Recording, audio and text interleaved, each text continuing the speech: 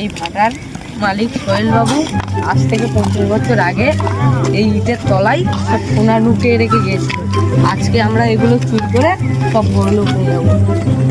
এ রাজু, যেখানে তো আমরা পিকনিক করতে আসি, এই রোদের মধ্যে কিসের সোনা? রাজু, এখানে মনে হয় ভূত আছে, দমা উঠছে। ধুর বিটু, এখানে কিসের ভূত? একটু কচি হতে গেলে একটু রিস্ক নিতে হয়। রাজু ভাই, এখানে না না ভাই, বলে যাচ্ছে ওখানে ট্রেনের দোকান আছে।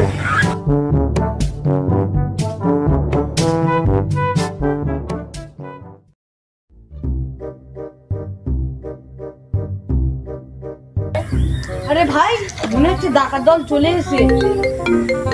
হ্যালো, হ্যাঁ বলছি, আজ রাতের মধ্যে 10 লাখের মালটা গায়েব করে দেবো, কোনো প্রমাণই থাকবে না। ওরে বাবারে, এর তো সত্যি কোনো বডি গায়েব করার কথা বলছে। ভাই, আমার চশমাটা কোথায় গেল?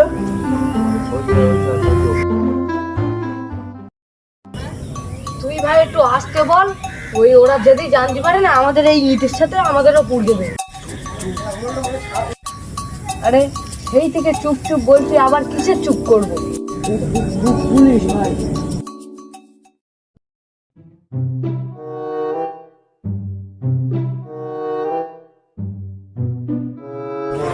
তোর জন্য শালা আজকে আমার ইটির তলায় যাওয়া পথ দিয়ে হাঁটছিল। তুই চশমা চিন্তা করে হবে, বেরিয়ে দেবে, তুই দেবি সেটা বল। হ্যাঁ ভাই, আমাকে নিয়ে যা, আমার প্যান্টের ভেতর সাবস্ক্রাইব হয়ে গেছে।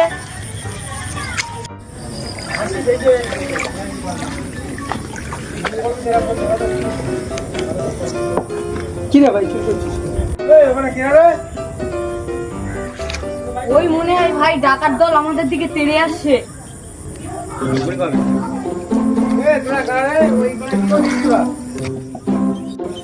আমাকে ছেড়ে দাও, তোমরা চলে এসেছি মনে হচ্ছে। না সাহেব বাবু, আমরা এখানে একটু অ্যাক্টিভ করছিলাম, রিলস বানাচ্ছিলাম। আমার 1000 পুলিশ ভেঙে বুড়ো হয়ে গেছে। কেউ পালাবি না, সবাইকে চুন মাখিয়ে 1000 ইটের কাজ করাবো। সাহেব বাবু, কাজ তো করবো আমরা, খাবার মেনুতে কি থাকবে?